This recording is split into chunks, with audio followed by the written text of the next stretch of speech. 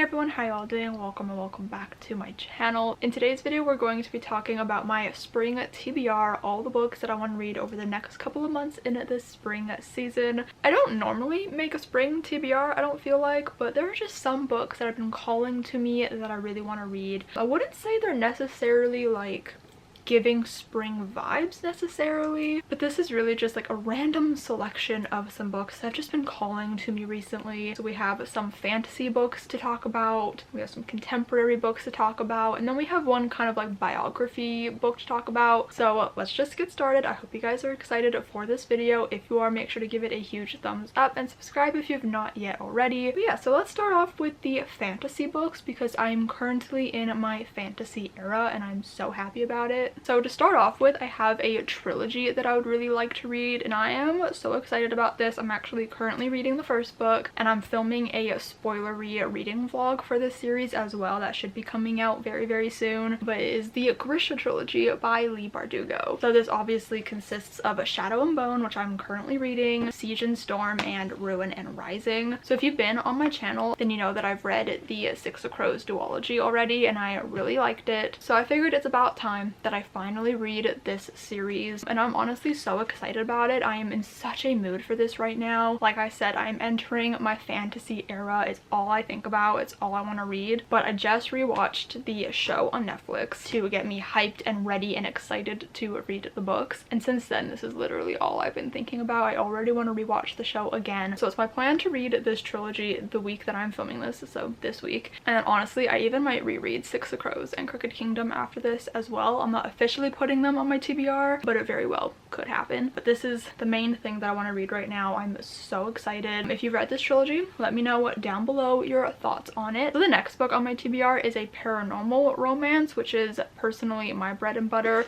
and it is Bride by Ali Hazelwood.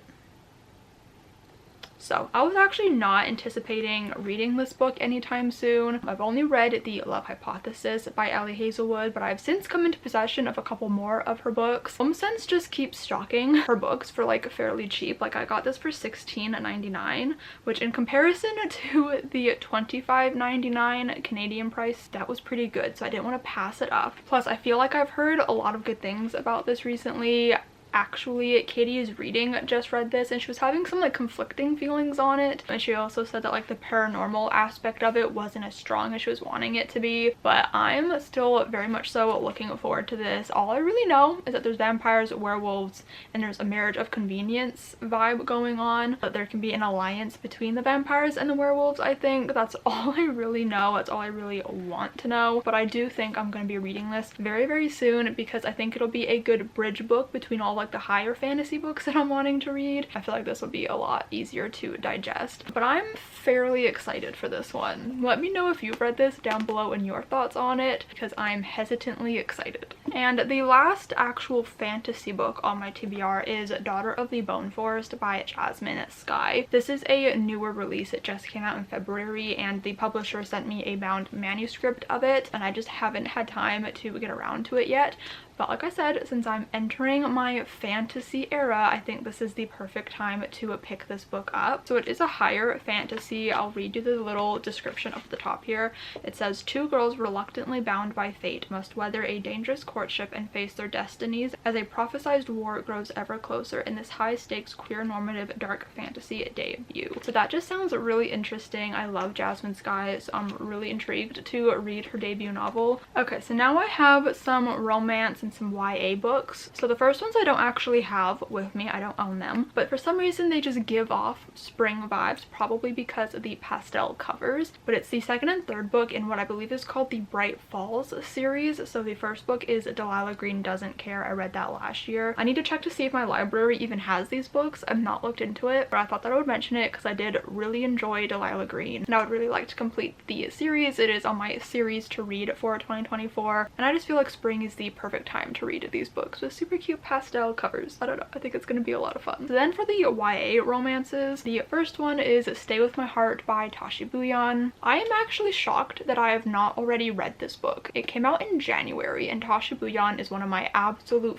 favorite authors, so I don't know how I haven't already read this book, but I am determined. Like, I need to read this ASAP. Like, the second I'm like in the mood to have a book breaking up the fantasy books, I need to read this one. All I really know about this book is our main character accidentally sabotages this up-and-coming band, so she makes it her mission to help them reach success or something. I don't really know, but I know that this is like inspired by Tashi Bouillon's love for like One Direction and like music in general, which we all know I am here for. So I know I'm gonna love this book. I don't know why I have waited so long to read it, but hopefully very soon, maybe in April, I will finally get to this one. The next book is This Time It's Real by Anne Liang. I honestly don't know much about this book off the top of my head, so I'm gonna have to look in the description. It says, can you fall in love for real with the whole world watching? Oh, right.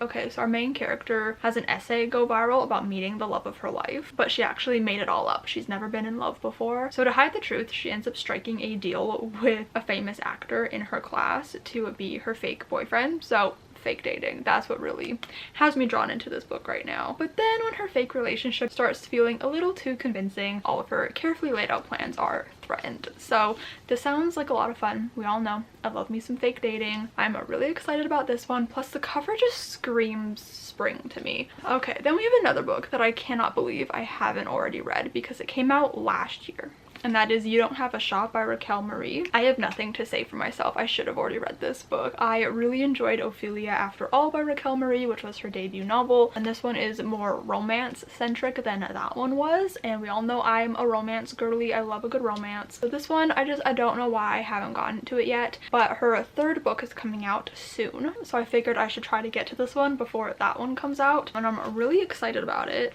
All I know is that I'm pretty sure it's rivals to lovers and they're like on the same soccer team. Yeah, but I don't really know much beyond that. I do think it takes place over the summer, so I might read this at like the end of spring, maybe like in May when we're getting like closer to summer, so it's a bit more seasonally appropriate. Apparently we're just trying to get some like old backlist titles off of my TBR because the next one has been on my TBR.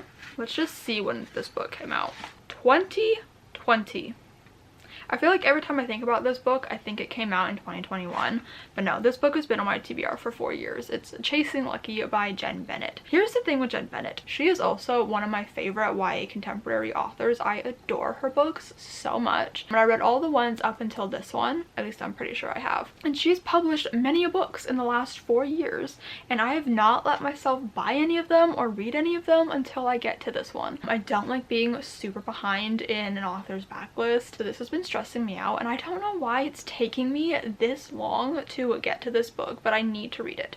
I am determined I'm going to read this book soon. I just know that I'm gonna love it, so why haven't I read it yet? I don't know, but I'd like to catch up on all of her books because, like I said, it's stressing me out, and I love her books, so I know that there's just all of these books out there that I could be reading and could be loving, and I'm just not letting myself, because I need to read this one. This one I know takes place in like a small town. Our main character and her single mother move back to their New England hometown to run the family bookstore. And some tropes that we've got going on is we have childhood best friends to lovers, and he is like the resident bad boy. But then like an incident goes down and Lucky takes the blame for this whole situation. So maybe he's not the brooding bad boy that everyone thinks he is. So they kind of rekindle their friendship, and obviously it turns to love.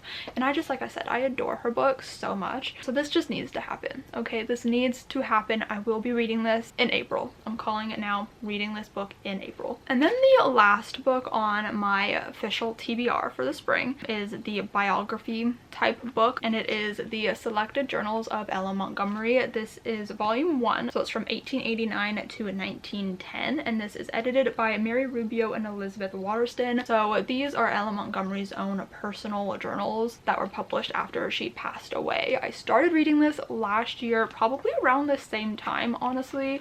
I got up to page 75. I'm also annotating it, which has been super fun, and I was really enjoying this. I love Ellen Montgomery. Obviously, she wrote Anne of Green Gables, which is one of my favorite books of all time, and her journals feel very reminiscent of her fiction writing as well. It's very descriptive, very beautiful, and I was really enjoying learning about her life directly from her and her journals and her own thoughts. So I'd really like to return back to this, and I always kind of associate Anne of Green Gables and Ellen Montgomery with the spring, although it can really be associated with any season, but for some reason I'm feeling the pull for spring. So I think this is something that I'm just gonna kind of read in and amongst everything else. I don't think I'm gonna like dedicate like this is the only thing I'm reading kind of vibe. Like I think I'll be reading it while I'm reading other things. So I'm assuming this is going to take me a while to read, but I'm very excited about it. And that brings us to the end of my spring TBR. I hope you guys enjoyed this video. If you did, make sure to give it a thumbs up if you haven't already. Comment down below and let me know some books that you are hoping to read in the spring. I'd really love to know. Also, let me know if you've read any of these books and your thoughts on them. Subscribe if you've not yet already, and I will see you guys next time. Bye!